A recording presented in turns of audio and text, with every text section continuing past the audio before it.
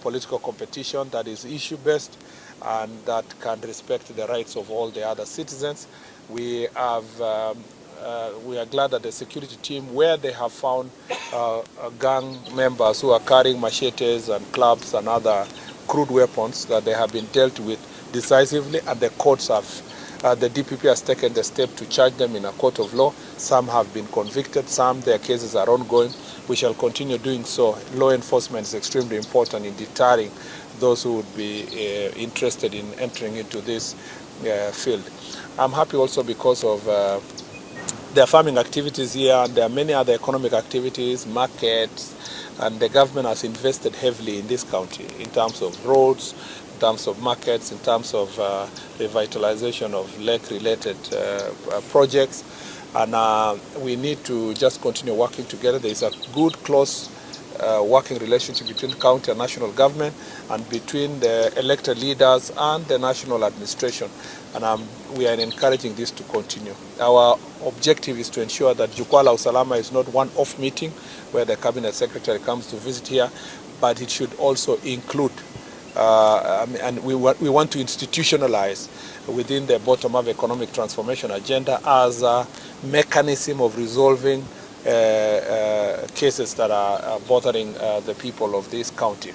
The last county and every part of the country, and therefore Jukwaa la Usalama will be devolved or decentralized to the local level and will become part and parcel of our strategies of managing security issues across the country.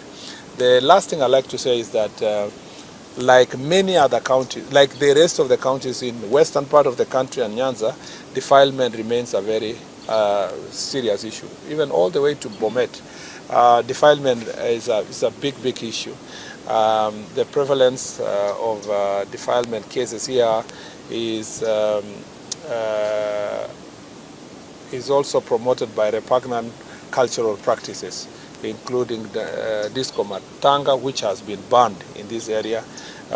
Many of the children that are defiled are actually affected mostly during holidays.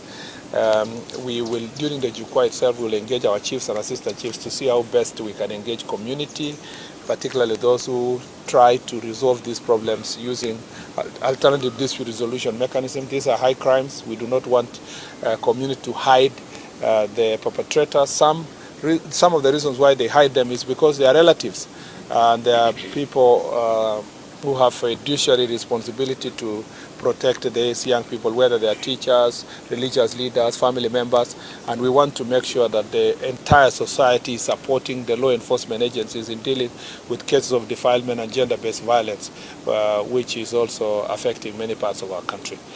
I think that is a fair summary of these issues. We are here with our two PSs. We have, of course, Dr. Raymond Omolo, who is the son of the soil, who comes from this county, and we are very happy to have him.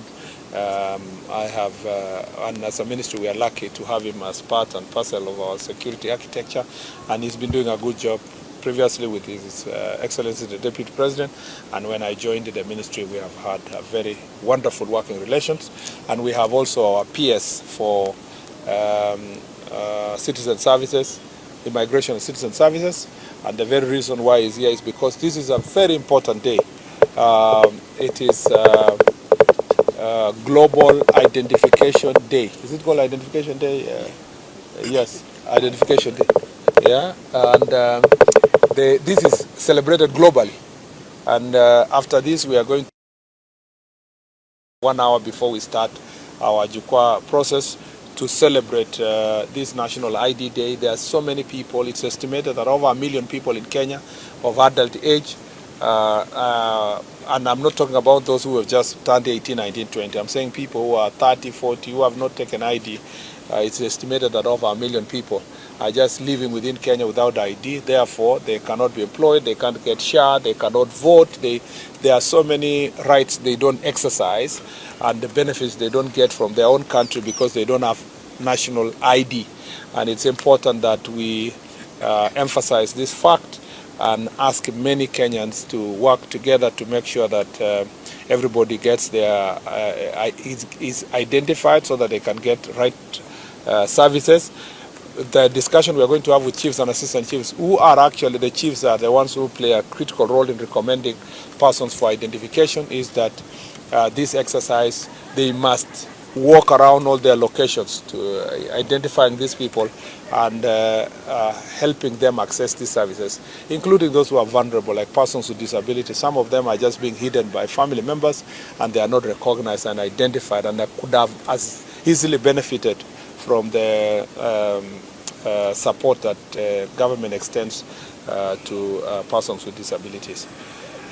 So, and I think that is all. That is enough for now, because we have a lot of content that will come from the next two forums. And but of course, I am happy to take questions, like three questions. Yeah, introduce yourself and media house. My name is Eric. Okay. You talked about security at the lake. There has been a public outcry over security harassment by the Kenya Police. Yes. Then number two, there has been assault and attack publicly to particular members of the police. A case recently was one of us who was assaulted and attacked. Maybe as a security. Let me start with the one for attacking journalists. It is the very problem we are dealing with of goons and gangs. And it was a very unfortunate situation that some of government officials have been implicated at the county level. We appreciate the fact that the governor has taken administrative action.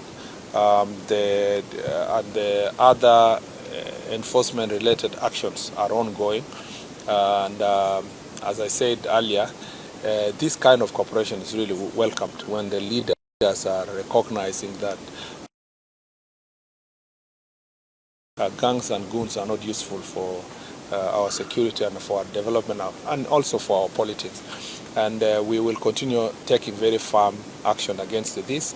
This is not an isolated case for Homa Bay. It's happening across. In Kisii, for example, we were told that even the gangs had a particular place where they pick people and torture them. And so we will be taking very stern legal action, arresting these people and taking them to court. And we continue requesting for cooperation of our judiciary to make sure that they get severest punishment and the process, the trials are expedited so that people can get justice. On the question of beach, we continue having many challenges, by the way. The BMUs are really helping us. The beach management units are helping us in security operation and manning the lake and so forth. But we also have challenges because those are the areas where contrabands are being brought in, and including drugs. And therefore, what is called harassment sometimes is when the Coast Guards take very stern action. But and we need to improve that support. So maybe we need meetings between the fishermen and the law enforcement agencies along the lake, and we need understanding and cooperation from the beach management unit and members. But of course, where cases are very viable of unjustified use of force, where people are asking for bribes, or any illegalities committed by law enforcement agencies, we encourage members of public to report them, either to the IG or the higher command, or also to IPOA, because we have a responsibility. There is a civilian oversight insofar as the action or inaction on the part of the police. Two more, if there's any. I have a question. No. My name is Vicky Fukech. I work at KBC. A while back, just a while information that related to consumption of related substances. There's a quota, there's a population that resented this war, and actually some cases were in court. But then again, no officials play a very critical role in the community. Probably you want to mention some of your assessment on how the community is responding to these measures.